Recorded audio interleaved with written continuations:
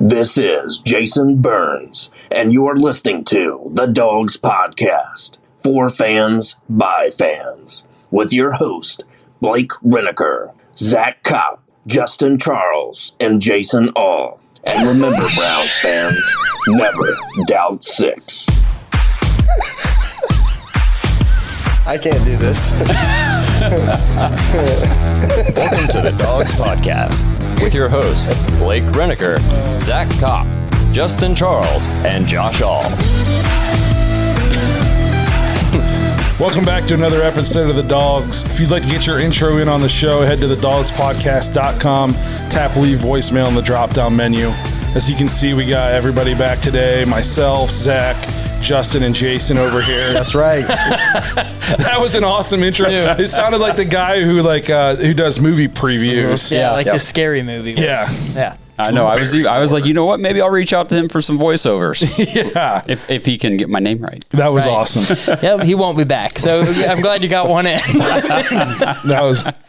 This week we're going to try a little different format. Instead of doing another hour and a half long episode for you guys, we're going to be dropping 2 episodes this week. This episode we're going to review the Texans game. In the second episode we will preview the Bears game and do our game picks.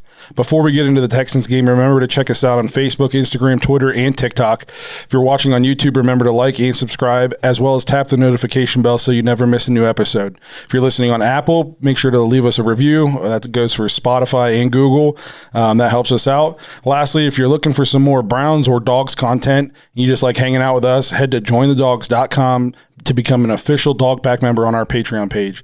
The fantasy leagues are going well. I'm 2-0. Everybody seems to be having a good time. Every game day is a fun time. So come join us on the Patreon, jointhedawgs.com. Just come hang out with us and have some fun.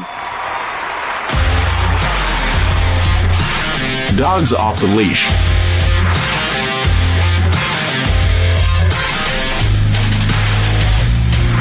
Browns is the road. So, big win yesterday, home opener. When was the last time we won a home opener? Has it been recent, or was this the first one in a while? Didn't we win the home opener last year? Did we? I don't know. It just seems like we always lose at the beginning, so I'm not sure. Okay, so last year we lost to Baltimore on the road. Yes. And then we came home and we beat Cincinnati, right? Wasn't that Did we game beat 2? Cincinnati week 2? That is true. Okay, and it was Thursday a close night. one. Yep. So, first time in a year that we've won our home opener. When's the last time we won 2 in a row? 2 seasons in a row. Probably a long time. Yeah, that's a better Since we were all young whippersnappers. So we won 31-21. Honestly, probably didn't go the way we expected or the way we liked. There was some good things. We're going to get into the good and the bad and the ugly. 10-point win in the NFL I don't think is anything to scoff at. Most times I think the average margin of victory in the NFL is less than 5 points. Something like that. So to get a double-digit win, it's still nice. So let's just focus on the good. The good is we scored 31 again, and we are, I think, the 6th ranked offense, or at least scoring offense in the league right now. So that's good. That is good. And I will shout out real quick, Kenny Mack from Ottawa messaged me yesterday morning before the game and said, "Let's go Browns 31-20. That's pretty I said, dude, you were close. Yeah. Close. By the way, speaking of Kenny Mack, I can't wait till we can go to Canada and drink with that guy. So it took a little bit, I think we kind of came out flat, but the run game eventually started to get going. I saw Nick Chubb nominated for the FedEx Ground Player of the Week. Only 11 carries, but 95 yards and a touchdown in his 8th straight game. Nick Chubb is so much fun to watch. Yep. 8.6 yards per carry yesterday. Yeah, he was killing it. The dude, and he just, I know he fumbled week 1 and everything, and that was kind of a disappointment, especially on the area of the field where he fumbled and the point in the game and all that. But, he's just so reliable. He's awesome. And I know it sounds like not a lot, only 11 carries. Kareem Hunt actually out-carried him with 13, but only had 51 yards. So Kareem Hunt averaged 3.9 yards per carry. Nick Chubb averaged 8.6. Yep. So between the two of them, though, we were averaging 5.5 yards per carry, almost 6 yards a carry between the two of them. We're not running that many plays right now in either game because the defense never gets off the field. Yeah. Yeah. That's kind of been the biggest disappointment is our defense. when it comes to the Browns. Baker lit it up 19-21. You know, you're not going to, and one incompletion was the interception where, Schwartz, it looked like he stopped on the route and just gave up. Didn't even try to, like, at least fight for it, you know. I'm not saying he catches the football, but at least it's maybe breaks it up. And that's the second time we've seen him do that. You know, you could say, oh, it's just a rookie thing, but can't be doing that. Otherwise, he's going to be losing playing time. He didn't start. Yeah. DPJ started. He didn't start. And I think, you know, you're going to see his playing time dwindle the more mental errors. And I think he has a ton of potential, but Coach Stefanski's he's not going to deal with that. No, you can't have that kind of play. I mean, and then what was the worst part about that? Then Baker goes out and tries to make the tackle. He gets injured. And it looked pretty worse on there for a minute. When he was holding his shoulder, I thought he was done. Yeah. I thought he was done. He Matthew Stafford us. Yeah, I thought it was like broken collarbone or dislocated his shoulder or something because it just looked like it was dead. I like the effort, Baker, but you're the franchise man. Yeah, you can't make that tackle. Just get out. Just get out. It's so hard because it was his mistake. Sort of. He threw the interception, so he's like, I got to go make this tackle. We screwed up. But I agree, that was on Schwartz. I mean, you cannot, and they even showed the replay, and the announcer's like, he broke off the route. I mean, he did. Yep. I mean, he just stopped. 2 weeks in a row. I mean, that safety was coming up and just picked it like it was right to him. Yep. Yeah. So can't do that. A bright spot for the Browns offense was Demetric Felton. Yes. I think, obviously, it's a bad thing that we lost Jarvis, which I don't know if you guys saw. Positive news, they're saying it's not as bad of an MCL strain as I think like what Nick Chubb had last year. And they're saying he's kind of week to week, but they're thinking 2 to 3 weeks. So that's positive for him to only miss 2 or 3 games. Hopefully he can get back before that Cardinals game. Yeah, absolutely. And I will say, like, since we're doing the good stuff, the way that the tight ends and the running back stepped up to replace, you know, we don't have OBJ, of course, we never do. And we lost Jarvis early. I mean, what was it? A couple plays, first catch. I felt like it was the drive. So first catch that it was the only catch he had. I don't know if it was the first play or not, but it was one of the first. It was very early. I think it was his only catch. And I think it was the first drive. Yeah. So to add to your point, we're out OBJ, we're out Jarvis, so we're down our top 2 receivers. Whether anybody wants to admit OBJ is the number 1 or not, right? We're out our top 2 receivers. Like you said, then Harrison Bryant 4 catches. He played probably his best game as a pro. Honestly, he stepped up, caught the ball, didn't fumble. Yeah. I mean, those are problems last year. He averaged 12.3 yards per catch, 4 catches for 49 yards. He caught 4 catches on 4 targets. Austin Hooper 5 catches on 40 yards, and David Njoku 2 catches on 3 targets, 18 yards. So the receivers go down, and we got those tight ends we can fall on. They had 11 catches between them. They were over half of Baker's completions. Yep. And I think that, you know, seeing Felton kind of contribute more this week. I mean, we saw it in preseason where we were like, this guy's making the team and we're going to be able to use him. And really week 1, we didn't see that off in the offense, you know, with how the game went and everything. But I think that going forward, we got to try to find a way to get him involved because he's electric with the football. Yep. He's got breakaway speed to where he could and he's got the running back shiftiness that can make that one. You're not going to tackle him one-on-one. He's probably getting by that guy and going to get you an extra, 5-6 yards before the second guy can get to him. So I think that there's got to be a way to write him in to the game plan going forward. I think the first thing I thought when Jarvis went down, we found out it was going to be a couple of weeks, was it's Felton time now. Mm-hmm. I'm looking, as long as he's ready, and I think, at least from what we've seen, he looks ready. I think he is going to take that spot in the slot because I don't want to sound negative, but man, we got to pump the brakes on the DPJ hype because OBJ goes down, Jarvis goes down, we're down our top 2 receivers. All we did was hype this guy up all offseason, and he has 1 catch on 1 target. Yeah. So talk to me about this on just with some DPJ stuff. I haven't seen like the replay of it yet, but is that a fumble? Because there it looked like it was a a super quick play. I'll tell you what, when the replay on TV showed it, it was a fumble. Okay. Unfortunately, because at first I was like, no way, that's coming back. I thought they were challenging it. It was super quick. It was super quick on live TV that I thought the exact same thing. I was like, no, there's no way. I mean, it was bang, bang. Go back and watch it. He legit takes like, a step, catches, looks up a step, and even tucks. Like he even has an opportunity to tuck a little bit and 2 feet down, and then he just got popped. Man, that helmet came, and I don't know if I want to blame DPJ like completely for that interception because it wasn't like he wasn't securing the ball. The guy just put his lid right on the ball. Yeah, if his helmet is like 3 inches to the right, it's targeting. Or something for leading with the crown of his helmet because I mean it was a big hit and we saw it with the Nick Chubb thing last week. Guy put his helmet right on the football, fumble. Kind of the same thing happened to DPJ.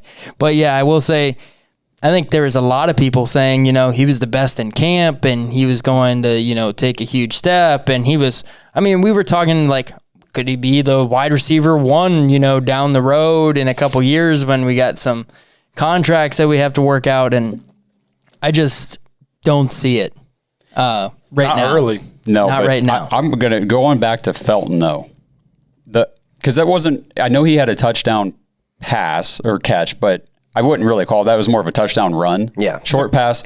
Amazing run. I mean the way. I had to keep going back and rewinding. And I was like, I'm gonna watch this again. I mean, he was making guys miss, breaking tackles. I mean, so shifty, and he did it. He did it with the like confidence and like skill set of a veteran. He didn't look like a rookie just trying to make his way. Like he knew what he was doing. He created that play. Yes. It literally was like a 6-yard play that he completely turned into a 33-yard touchdown run. He's so electric with the ball. You see it even on kick returns and punt returns. Yeah. He always seems like he's just this close to breaking it. And he's going to break one eventually. I'm glad you brought that up because I did make a note of that. I just skipped over it here. But like in the return game, I think we got a guy here. I mean, he is awesome. Yep. He's not going anywhere on that. It's crazy too in space. Like we were like, man, he's really shifty. He's quick. The guy can like break some tackles too. Yeah. He has some moves. He's got some stuff going on. So he was literally. So I have the snap count, pulled up, and he was only on the field 3 plays for the offense. That's it. And he had 2 catches. And he had 2 catches. Yeah. So now we're gonna have to get him a little bit more involved. I think. At least putting him on the field, even if we don't target him, because obviously it's almost going to be that gadget play of, Felton's on the field. They target him 80% of the time that he's on the field. Teams will kind of key in onto that, and then maybe he's not as successful being used that way. But I'm not good at math, but if he's on the field for 3 plays, I'm saying, and he hits 2 targets, that's not 80. Okay, 66%, Blake. It's close, bro. Okay, I'm saying if he's on the field only a few plays a game and we target him almost every single time he's on the field, teams will key in on that, especially in our division. I agree. But I think I'm looking for him to step up and get snaps this week, kind of how Schwartz got him in week 1. I think he's going to be a guy. I don't want to take the Bears short. We're going to do a Bears preview later this week, but this is a good chance to get a rookie in and get some run, Oh, yeah. So because we got some games coming up. The Vikings, I know they're 0-2. But that's not going to be a cakewalk. The Cardinals is not going to be a cakewalk. Cardinals look actually tough. Yep. And, and even the Bengals, they kind of had a stinker this week. But they showed up late, though. They kind of made a run for it late. They're not going to have – and I tell you what, we're going to get into the bad. Man, Joe Burrow might have like 600 yards passing against us. Well, before we go to the bad, though, I do want to I want to talk about Baker. Yep. Because I saw this stat posted today. In the first 2 games of this season, Baker is 40 of 49 for 82% completion. Crazy. That's incredible. And they said after he threw that pick in the game yesterday, he went 9 for 9 the rest of the game with 100 yards and a touchdown.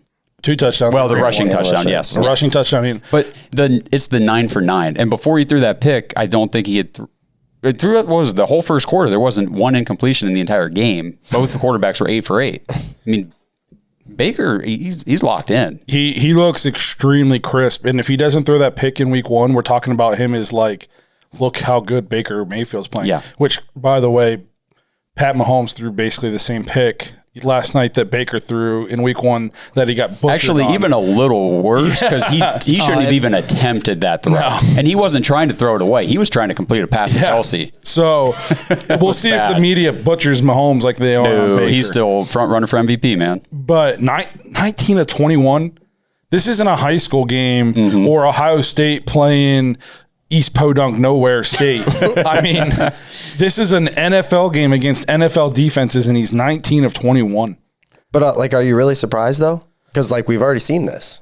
Like he did it last year against Cincinnati. Like same exact kind of, maybe a bigger scale last year, but like.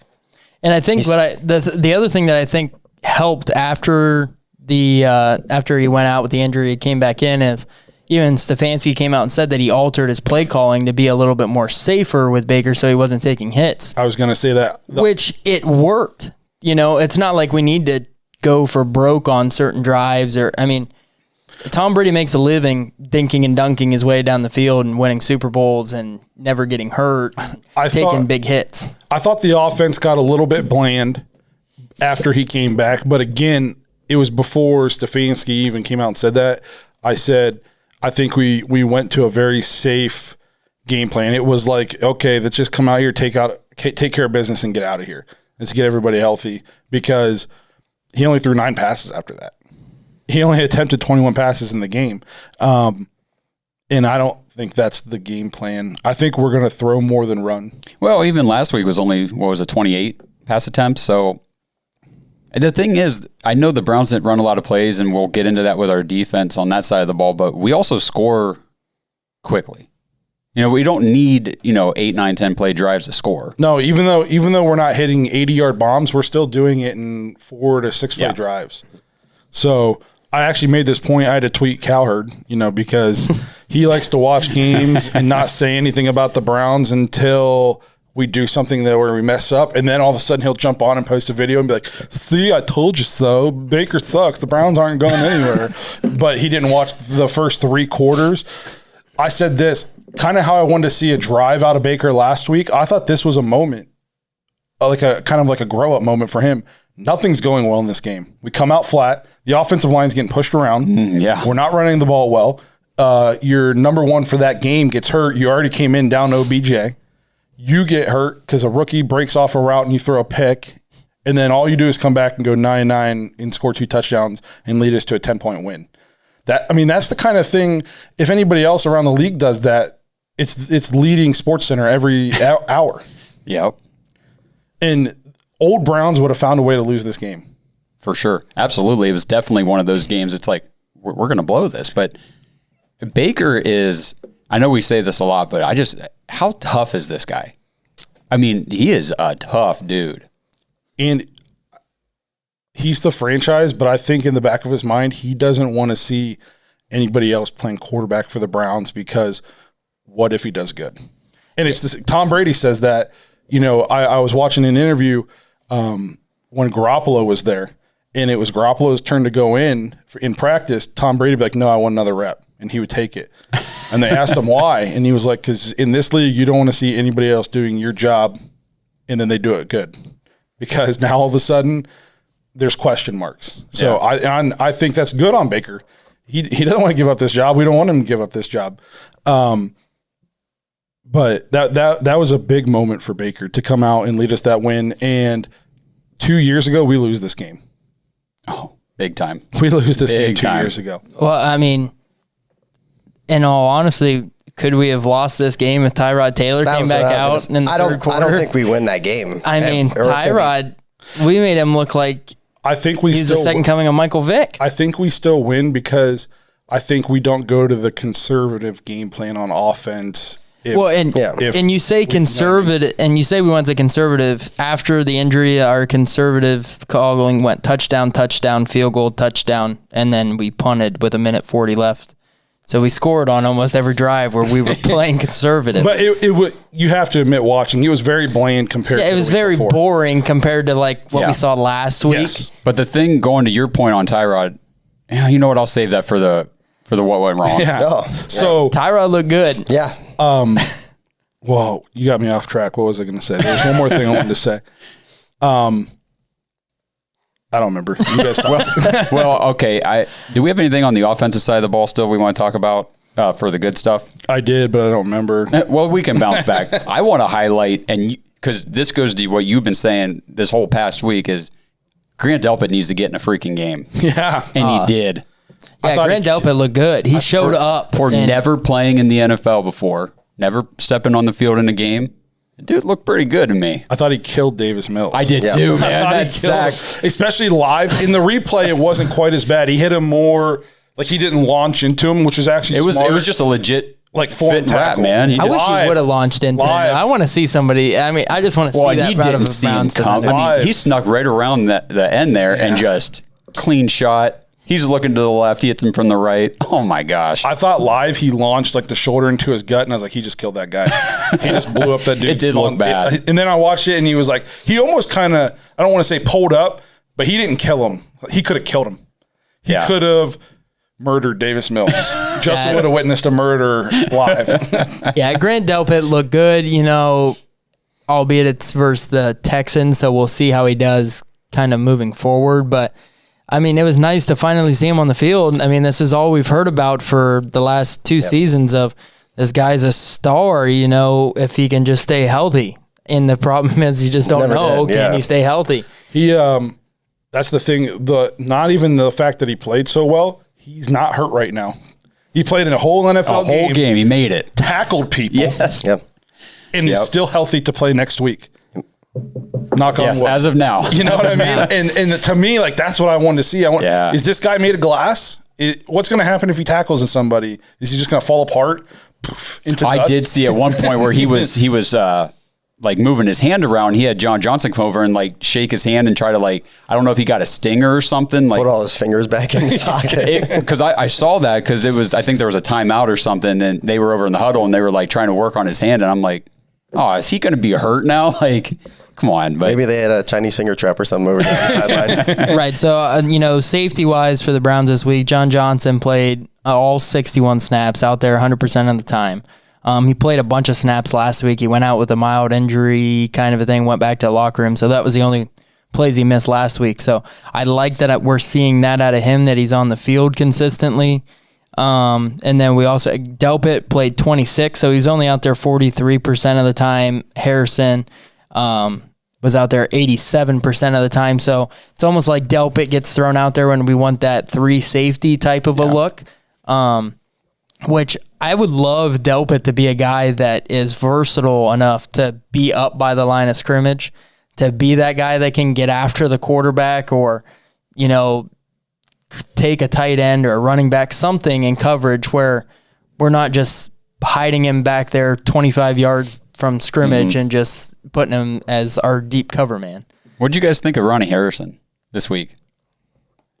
Because he didn't push a coach. I thought that he played a decent game, and because I noticed things on the field that I thought, man, if we'd had that last week, it might have been a little bit different story against the Chiefs, in the second half, defending them. But it is what it is. But he's always a guy that tends to be around where a play gets busted or something. There was a couple plays where there was guys wide open, and he's the guy that has to track them down. Yeah, and last week we were missing that at times of, hey, Hill's wide open and he's just running scot-free, or Kelsey. So he seems to always be that guy that's in the right place, sometimes at the wrong time, to have to cover somebody else's mistake. But definitely a big thing getting him back out there, but there's a lot still to work on when it comes to the defensive side. One other guy I want to highlight real quick too is Greg Newsome. Yeah. There was a play, I forget what quarter it was. I think it was second half. Just egregious pass interference play. Oh, yeah. Just sideline. Yeah. It was bad. Didn't even try. It was so blatant. It was stupid. But he came back and played tough. And there was another play, I think it wasn't too long after that, where he played pretty good pass defense on Brandon Cooks. And I was like, okay, see, so the rookie makes a mistake, but it's not haunting him. I mean, they talked about his mental toughness, his maturity. And then he went out there and played some solid D, after that. So yeah, and there's a respect, I think, there kind of for Newsome, because he is not targeted like other rookie cornerbacks that are in the league. Not so far. You see, if you're watching, multiple games on Sundays and they're like, oh, there they are attacking the rookie. going after him early. And you don't see that really with Newsome. To be honest, they went after Ward right away. If you look at the PFF grades, Greg Newsome had a 70.2 grade. Okay. Next highest coverage grade was Denzel Ward at 57.5. And at a putrid 31.6 is Greedy Williams. That's what I was going to say, is because you were saying how on the other games they're talking about, hey, they're targeting these rookie corners and everything. There's a reason that, we've got a, third-year cornerback on this team, and I can't even get the name right. Newsome got the spot over Greedy to start the season, both healthy. So there's got to be a reason for that, too, and I think we're seeing it play out. Yeah, and Greedy, I think Greedy's going to start to find, unless somebody gets hurt or something, because this is back-to-back games where Denzel and Newsome. Jeez, got to get that. Right, thanks, Josh. Both of them played 98% of the snaps. So they both played 60 out of 61 snaps. And then Troy Hill seems to be working himself into always that slot role now, where we were like, maybe we could see Greedy kind of being used there. No, it ain't happening. Troy Hill's coverage grade was 45. So not much better, but at least it was better than Greedy. Yeah, he was 83 against the run. But, man, we need our cover guys to cover. We'll get into the bad. Yeah. Any other good stuff we want to talk about? Like I said, we came out, we scored 31 points. We scored 28 in week 1, right? Or 29? 29, 31, 29. So we're the sixth highest scoring team right now in the league, and we've done it without our number 1 receiver, and our number 2 receiver went down in the first play of this game. Pretty much right where we left off last season. And Baker is shredding teams. Yes. 80-some% completion percentage. And people are going to look at the stat line and say, he has 1 touchdown and 2 picks in 2 games. The pick last week didn't really, come on. I think he was trying to throw it out of bounds. Either way, it was late in the game. He was trying to make something happen. And yesterday, it was 100% on the receiver. Yeah. 100%. 100% on the receiver. And one of the biggest knocks on Baker has been in his NFL career is his accuracy of his completion percentage. Everybody, he can put up numbers, but he's completing 61% of his passes. Well, not anymore. I think he's way above that right now. Yes, the good quarterbacks in this league these days, it's upper 60s. Yeah, 67, 68. That's your top tier. Yes, Baker's in the 80s. Yeah, through 2 weeks. And I want to say the touchdown run that Baker had. Baker's more athletic than people might think. And the one thing I loved about that was he had a guy, I think it was a safety or somebody facing him, and it was a quick pump fake to corner the end zone, froze that guy just enough that he could get right into the end zone. It's see, Baker's so aware of his surroundings, right? Just that little pump fake is what freed him to be able to walk right in. Well, and I think it's a testament to Baker too, is he's fit and in shape this year, and he was, last year too, but this looks like the best shape he's been in since college. Yeah. This year. I think so too. And in year 2 with Freddie, when he struggled, he wasn't running for that touchdown. No. Because that extra 25 pounds of cheesecake, it was holding him up, but he learned from that, and he looks quick and athletic again. I still don't want him running read option. No. But he looks athletic enough that he can get on the perimeter if he needs to. He can manipulate the pocket. We're not seeing jittery feet Baker anymore. Yeah. He's stepping up into the pocket confidently and throwing. And he's going through his reads. Yes. He's just... Yeah, he's a guy that always plays without, no fear. Yeah. You'll even see it on times where he'll lower a shoulder on a run, and, I think we saw it last week against the Chiefs. He did that, to a linebacker. No, we don't want that happening, obviously. Not even a little bit. Or did you see the Schwartz reverse yesterday? Yes. He was out there blocking, throwing his shoulder into guys. So I like that. I like that part of Baker, but also obviously we don't want to see him run. But if you look at the elite kind of top tiered quarterbacks in the league, they all have that aspect that on a 3rd and short, you have to account that they could scramble and run for the first down. Mm-hmm. I would like to see that we have that aspect a little bit with Baker, because I think there are some times where we're could he have ran for a first down? Does he have to try to force a pass in there? Type of a thing. You see Mahomes do it. You see Lamar Jackson, obviously, Josh Allen, Dak Prescott. Danny Dimes can run for a first down. So I think that having that ask Kyler Murray, you got to be worried about that as a defense instead of oh, no, this slow white guy ain't going to run on us. Yeah, we'll just drop 8. Right. Yeah, so real quick before we go to the next one, Your kicker update for the week. This goes into the good. Chase McLaughlin was 1 of 1 from 30, and he was 4 of 4 extra points. So, hey, no missed kicks. Yeah. Good. Well, before we get into what went wrong, I want to remind you guys about SimBull. SimBull, the stock market for sports. You get on there, SimBull.com/Dawgs, DAWGS, and you play the stock market for sports. You buy shares of teams, say, for example, the Browns, buy a share of the Browns. As they do well, hopefully, more people buy into them. Their stock price goes up, you make money. Another way you can make money, every time they win, instant cash deposit into your account. The more shares you buy, the more money you win on wins, and the higher their stock price goes up, you win more money. It's a buy low, sell high. It's essentially Robin Hood only with sports teams, so it's actually interesting. Another cool thing about SimBull is they have pick 3 leagues, and these are completely free. We have our own pick 3 league. I'm doing awful in it. I think I'm 1 in 5 right now. You get on there, and all the games are slated. You pick 3 games against the spread. Whoever has the most points at the end of the year is going to win a free Browns jersey because enough of you guys joined our league to qualify for that. We had to get 50. I think we're pushing 60 now. So good job to you guys. Free Browns jersey is part of it now. Whoever wins is going to get that. We can't win it. So head to SimBull.com/Dawgs, DAWGS. If you're going to put money and play the stock market, make sure you use that promo code to get 10 free dollars. If you're just going to play the pick'em, you're going to go to join/create league, find the Dawgs Podcast League, join it, start making your picks. And like I said, we're 2 weeks in. I only have 1. So you got plenty of time to make up ground if you haven't been in it yet. The leader is Rob Miller, 13 with 6. And after that, there's just 2 people with 4 and then a bunch with 3. So it's still very much alive. If you get in and make all 3 of your picks correctly this week, you're in the running. I mean, already. So yep, that's SimBull.com/Dawgs, DAWGS. All right. And then we also want to ask you guys, is your wood letting you down the same way Joe Woods is letting us down? If your game balls need an upgrade, look no further than Manscaped, the global leaders in men's below-the-waist grooming. Just head on over to manscaped.com, enter promo code DAWGS, DAWGS, for 20% off your order plus free shipping. This deal is even more mind-blowing than a wide-open Brandon Cooks.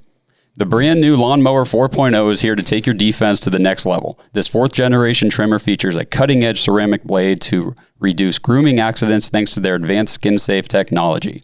The Lawnmower 4.0 has a 7,000 RPM motor, a new multifunction on-off switch that can engage a travel lock, and it gives you the ability to turn on and off the 4000K LED spotlight when you need a more precise shave. And did I mention it's also waterproof? So when the Browns are Super Bowls champs, they can enjoy a nice trim during the celebratory ice baths. So go ahead, show off your chub with pride the way the Browns show off theirs with Manscaped. Well done. Did you write that or did they send that to us? I wrote it. Nicely done. In the Doghouse. Listen, let me say something to you as a friend. You suck. I didn't want to talk about Tom Brady and the Manscaped anymore. I was like, let's Browns this up a little bit. So we're going to get into what went wrong in this game. Obviously, it's kind of nice we've reached the point in our fandom that we can complain about wins. A couple years ago, this was not something we could do, but we think we're a good enough football team now that, we can win and not play well, and we're going to talk about those things too. Obviously, I think, first thing that didn't go well is Jarvis got hurt, so that sucks. Luckily, we already talked about he's going to be back in 2 to 3 weeks, hopefully. Team answered. We still got the win, but obviously that's a big negative. Somebody's going to have to step up. I will say the first negative before we even get to the defense, we came out flat. And I get that week 1 had been being talked about for months. It was like the premier off-season matchup to talk about. It's 425, it's a nationally televised game. Everybody was into it, and it was an emotional loss where we thought we should have won. It went down to the wire. So then this is almost like a trap game where we're coming home, we're playing a team that we think we should steamroll, and, it's just kind of hard to get it up for that. But it being the home opener, I didn't think we would fall into that trap. No, but I do think you saw some of this throughout the NFL this weekend where, week 1, you've got months to prepare for that opponent. Week 2, you're back to, I got 6 days to get ready to go for these guys. So, like Dallas comes to mind. They came out and they played the Bucs tough and almost won and put up a ton of points. And then they went to L.A. to play and they should have lost. Yeah, should have lost. They didn't look as good. The Chargers chargered. New coach, same outcome. Well, Herbert, the MVP front runner. That's right. Yeah. I agree with you though, Blake. It's kind of surprising, for a Kevin Stefanski coach team like that to just come out. Well, and the line was 12.5. So So that we were reading our own newspaper clippings a little, and you know Stefanski knew this might be an issue because he was putting up posters around the facilities that said Browns 0-1, Texans 1-0. So he knew, that could kind of creep into our mind, and he was trying to fight that. But sometimes human nature, it's tough to fight, and I think that's why the first quarter, man, we did not look good at all. First half. As long as Tyrod was in the game, we didn't look all that great at all. No, I mean, Tyrod was 10 of 11 for 125 yards and a touchdown with another on the ground. Yeah, he had 144, I think, passer rating or QBR. Yeah, 144. Yep. So we're going to get into the defense now, I see. Can I start it off with the defense? So I don't know if this is the root cause of everything. I really don't. But I'm going to try to keep it PG too. We got the Patreon for the real stuff. So. Yeah, but where's the pressure? Where is all this? All I heard off season, oh man, we have these edge rushers. The front, the defensive line is excellent. These cornerbacks aren't even going to have to cover that long because we're going to get home so much. Myles Garrett, non-existent. There is no pass rush, and I don't know if it's, they came out and they were quick releasing a little bit, but there were so many times, even, what was the backup quarterback's name? Davis Mills. Just standing back there. Yep. Yeah, I mean, Myles Garrett has definitely not been what he was at the beginning of last year. Last year, I mean, we were talking about how many plays will it take until he has a strip sack in the game, because it was every single game last year. And, I mean, Clowney kind of popped off the TV a little bit in the run game early where he was just destroying his guy early on. But pass rush-wise, it's not there. No, it wasn't there last week. To validate what you're saying too, because I know you were there live, so you didn't see the broadcast or listen to what they were saying. They were saying the whole game. Did you notice, toward the end of the game, we're we haven't even really said Myles Garrett's name today. There's a guy we haven't talked about much today. And they were literally doing things, switching him, because my wife's a big Myles Garrett fan, so she'd be like, oh, he's lining up inside, and I'm literally like, wow, I can't believe they're even doing that, and it didn't even matter. I don't think we do that near enough. Every time I watch the game, Myles Garrett is just lined up wider and wider and wider outside the tackle. He does. I don't know. It's he doesn't have a move to beat this guy other than he's faster than him. So he's just widening out. So this tackle has more ground to cover, and he's just trying to run around. It's like the running back that lines up 7 yards in the backfield compared to 4. Yeah, but hey, good. You're going to get around him, but by the time you do, the ball's too gone. late. Yeah. You weren't here last week because you were sick, but we actually, against the Chiefs, pressured them 44% of the time. It just we don't notice it because we're not getting any pressure up the middle either, which is killing us because Myles and Jadeveon can get pressure and the quarterback just steps up and it's still a perfect pocket. Yep. And I'm hoping this is something that's going to kind of evolve over the season, kind of like we saw our offense evolve over the season last year as people got more comfortable with the scheme and the system and everything. Because if Garrett's widening out like that and trying to pull the tackle out, we need to be sneaking somebody fast like Delpit or JOK around the end there to try to get in there and get the pressure. So here's my thing. So obviously Myles and Jadeveon, they need to beat their guy because our defensive scheme, it seems to be we want to only get pressure with 4. Yeah. And we don't want to blitz. We're not sending anybody else. Okay. Yeah. Well, at some point you make an adjustment, please. if this game plan is we're going to pressure this guy with 4 and we're going to be able to get to him and force him into bad throws. We're going to drop 7, blah. If it's not working at all in the first game and then it didn't work in the first quarter and it didn't work in the second quarter, at some point are you going to start dialing up some pressure? At some point are you going to do anything different? Kerry Combs? Or Joe Woods, they're the same person. Or you're just going to keep doing the same thing over. And all I heard on YouTube and in my text messages it's the Chiefs. They do this to everybody. It's a pick your poison. Tyreek Hill had 2 catches last night. 14 yards. Yeah, I think that. So it's not. No. And okay, fine. Name me one other threat out of the wide receiving core for the Texans other than Brandon Cooks. Nico Collins, and he got hurt. He's not, but he's a rookie. Yeah. Right. All right, Brandon Cooks is a Pro Bowl caliber. Every year he's a stud receiver for whoever's throwing him the ball. It doesn't matter for him. Agreed. 14 targets, 9 receptions, 78 yards, a touchdown, and another one that was a little bit overthrown that should have. He was wide open. Yeah. If Davis Mills puts it on him, it's another touchdown, and he's 150 yards yesterday. Yeah. And it's one guy. one They only guy. have one guy. You have to. The rest of the people, 1 catch, 2 targets. 1 catch, 1 target. 1 catch, 1 target. One guy. Just like last week, Kelsey. But still, you know who the guy or the guys are that you need to take out of the game, and we can't do it. No, I'm so sick of and that's all I heard. Yep. The Chiefs do this. No, our defense still sucks. Yeah, our defense still sucks. I kind of let a little bit get to me even during the week. People kept saying, you guys are too hard on the defense. And I thought, well, okay, maybe we were. I'm not second guessing anything anymore. Yeah. That defense is not good. You got to I think that we have the guys. Like last year, we didn't have the guys. We didn't have the guys in the secondary to be able to blitz. But we went out and we drafted a corner that's played really well. We got John Johnson we brought in. We have Harrison. Now you got Delpit that's out there. You have some guys that can hold their own in a situation of, hey, we're going to play man-to-man. We're not just going to play zone. We're going to match up man-to-man, and you got to fend for yourself for 3 or 4 seconds. Probably not even 4 seconds because we're sending blitz. We're going to make them have to throw the ball in 2 seconds. Do something different. Yeah. I mean, through 8 quarters, we've done the same. One time we brought pressure, we almost killed the guy. Yeah. In their defense, and this is literally the only thing that I can really think of, is you have 9 new starters on the defense. So maybe the chemistry is not there. And Right. I mean, we talked about it all offseason. Hey, maybe we should get these guys in a game. You know, it'd be nice to see all these guys playing together, see what we have.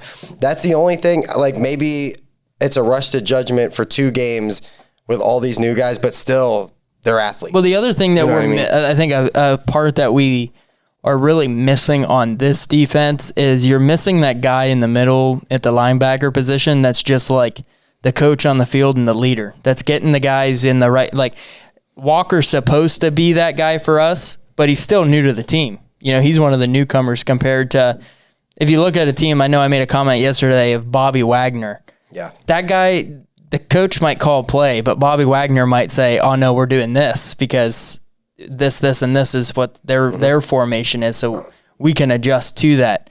And the guy makes tackles too. But, I mean, we don't have anybody that I trust at the linebacker position right now. Mac Wilson is still awful. Has he made a tackle yet? I think he's missed every one. He's the leading tackler right now. What? Which is sad. What? Yeah. So, boy, that's. And I'll say this: I keep hearing it's just a great scheme by the other team to do this to get their guys open. Well, then our defense is too predictable because we're making every offensive coach look like Sean McVay or Kevin Stefanski. And the Texans, I think, are going to be better than what people were expecting coming into this season. To me, other than punting, accepting a penalty, and then punting, which was weird, they looked, to me, better coached than they have been in the last 5 years. Okay, so if you look at the stat lines and everything, and you were watching the game, the Texans weren't able to really run the ball too well against us. And neither were the Chiefs. Neither were the Chiefs, but neither one of those teams has a very good running game. Or tried because they can just throw. Exactly. So what happens when we face a team, and I'm thinking of the Bengals, with a really good running back and multiple receivers that can light us up? Not just one, not just 2, but like 3. And then the running back can also light us up too. Listen, if this is the defense we're going to try out there, the Bengals will put up 500 yards on us. Oh, easy. I mean, I was excited to see how we would do against Tyrod because I said I called him Lamar light, super light, very light, a mobile quarterback that... He only ran once, but it was for a 15-yard touchdown. And he got hurt. Yeah, he got hurt on the play. That nobody was near. Oh, he got hurt on the throwaway. Oh, okay. But no, he looked ran like it started there. Yeah, he ran. Lame. He ran once, and Tyrod is not known as like a prolific passer, and he looked like Dan Marino against us. Yeah. He's known for no turnovers. I will just game plan it up. I won't turn the ball over. I'll give you a few rushing yards here and there, but I mean, he diced us. Our defense is not good, and I'm not overreacting and saying fire the coach because I don't think that does you any good to reset in week 2 or even at any point in the season. But man, if we are still this bad come bye week, I don't think our record will be what we expect it to be at the bye week because we play the Bengals, we play the people like to talk crap about Kirk Cousins. He's been dicing people. He will throw for 400 yards on this defense. And he's got his team's almost in every single game. Yes. He rarely ever gets blown out. Even if he's an underdog, his team somehow finds a way to be within a score. And they got Thielen and they got Jefferson and they got Cook. what's his name? KJ Osborne, the third receiver. He just lit up who they play yesterday. Why can't I Arizona. remember? Yeah. And the Cardinals will kill us. Oh.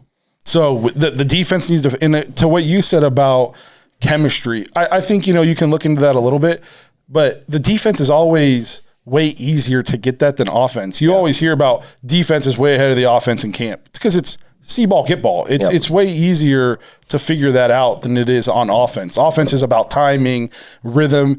Defense is about knowing your zone or your guy, getting to the ball and tackling the ball. So I'm going to go kind of the opposite way of what you went of you're worried about we're going to be playing some of these more prolific offenses that got all these weapons, and what are they going to do? How are we going to stop them? We're going to have to change things up. I'm worried about going up against a really good defense because I think the Texans defense is better than what the Chiefs defense is, or at least we made them look like that this week. Last week I felt really good about the loss. Blake, you made that comment. I felt better after the loss last week than the win this week, because I thought we looked better in that game than we did in this one.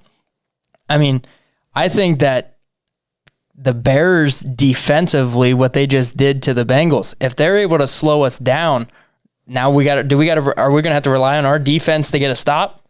Because I don't even know if it matters if you have elite weapons, because we haven't proved that is a thing that we can stop anyway. With the Texans defense, though, we did still score 31. Yeah, that's what I'm going to say. We scored 31 Right, points. but if you think about it, they gave us our first score with the muff punt. If that doesn't happen, we don't score right away, because that was a huge thing, because we came out flat. Could you imagine Texans get the ball, they go right down the field and score? That changes the outlook of the game too, especially the starting point. Well, so I think that going forward, if we play a really good defense that can slow down our offense, I think that's going to be. I see what you're saying, but I don't. Our quarterback got hurt and then came out and went 9 of 9, 100 yards and 2 touchdowns. I don't think we have any issues offensively. Right. I'm talking about going against the Ravens defense, Steelers defense that I don't know if there's elite is what people thought. I wouldn't be worried about the Steelers. No, they just can't score. Yeah, exactly. TJ Watt got hurt. We can outscore them. So, no, and I know what you're saying. Like, it didn't look as I think the Chiefs' defense is booty. I think it's bad, and I think they're vulnerable. We threw all over them, but it was proven last night that they can't stop the run. And Lamar even started out trying to lose the game. Yeah. They cannot stop the run. Kansas City cannot stop the run. And we saw that we ran the ball well on them. We just decided that they ended up trying, I think, to stop the run, and then we just threw all over them. Well, they tried to stop the run last night, and it didn't work. No, they're very vulnerable this year. This is the Browns got to get healthy, and they need to figure the defense out, because this is it. This is the year. The Chiefs are still good. They're very beatable this year. Yes, they are. They are very beatable. They are not invincible this year. Yeah, we saw with the Bills. Josh Allen looks like 2 years ago. Josh Allen. Yeah. And the Miami win 35-0. It's a good win, but Tua got hurt. Miami's not what they were last year. No. So this is the year. This is our year. We have to get this figured out. Joe Woods has to get this figured out. And we're not the only ones worried about it. It's everywhere. A lot of people are worried about the defense. Yeah, and I'm not making any more excuses for them. I'm going to be hard on the defense until this gets fixed. We put a lot of problem. Yeah, you're right. There's a lot of money, a lot of equity, draft capital, whatever you want to call everything in that defense. And I'm going to say this. There's all these players we brought in. They're top picks. They were highly sought after free agents. Yep. They didn't get worse at football. They didn't forget how to play football. We're not using them correctly, or we're not putting them in the right position to utilize their strengths, because we saw it last year. I'm not saying not Anderson Varejao. Sendejo was an all. We weren't expecting him to be an all-world safety, but he was a competent football player before he played in this system. And now he just got signed, right? Signed somewhere else. But he was out of the league for a while. Nobody picked him up because he was a laughing stock last year in this system, and it's happening again. It's not acceptable. No, and that's whenever things start to become a pattern. Yes. Not just like an isolated whatever. So it is. I'm worried about it. I am. So that's what went wrong. The defense still has us fired up. Offensively, it wasn't the way we wanted it to be, but it got the job done. And I think we came out flat. It took a quarter and a half, 2 quarters to get the offensive line kind of going, get the juices flowing, and then Chubb ran all over him in the second half. Yeah, and honestly, the whole game just was weird yesterday. For me, anyway. Watching it at home, I just felt like the whole game was flat. There wasn't... NFL in general, Yeah. even if you look just at fantasy scores, they were down compared to week 1. They're just a lot of injuries and just kind of a lot of people, just a lot of teams just came out. And I mean, the Saints looked like the second coming of the Super Bowl winners and then got stomped by the Panthers. You know, so there's a lot of weird stuff in the NFL yesterday. I mean, I felt like, I don't know, Justin, if it felt like that for you, but at being at the game, but I felt like it was like after every play, somebody was hurt. Yeah. Like yesterday.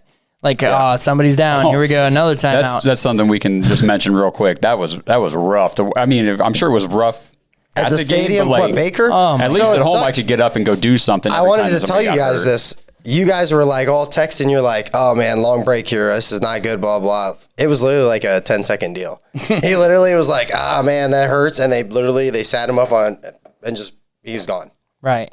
And then, right to the 10. We're like, the cart must be coming out. I guess they're coming to get it. No, he's out. Yeah. They're just They come back from the commercial and they got the paddles out. It's taking a turn. It's taking a turn for the worst. Yeah. Right. Oh, man. Yeah. No, it was really quick, really quick.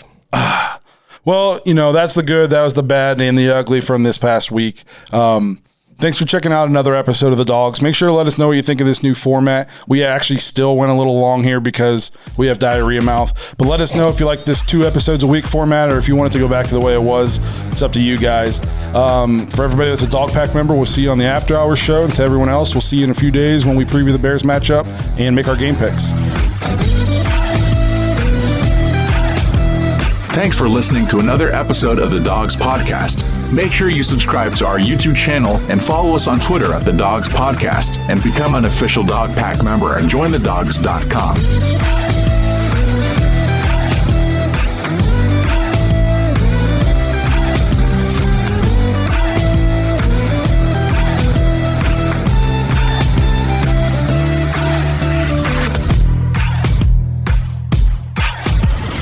I'm thinking when we get up into like the new studio and we have a green screen or whatever, it'd be cool to be able to play highlights. Oh yeah, Imagine that'd be if we could awesome. Throw, like Delpit up because that play That hit. That was, Forced the fumble and they recover, but when that happened, and just watching him, on various plays throughout the game yesterday, we talked last week how the Browns don't have like a guy on defense that's like a stud, like a nasty, he'll come in and hit you. And it should be JOK. It should be, but watching Delpit yesterday, I saw, and it's not like he was being cocky or being a dick or anything. It was just a little bit of swagger, a little bit of like, I can play ball and I'm going to play ball. And I know it was only one game, first time we've ever seen him in action, but I got a little bit of vibe from him that this could be a guy. I know Joe Woods asked him before the game if he was nervous, and he said no, because if you're nervous, it means you're scared. Okay. He wasn't scared. So he played well. I was impressed.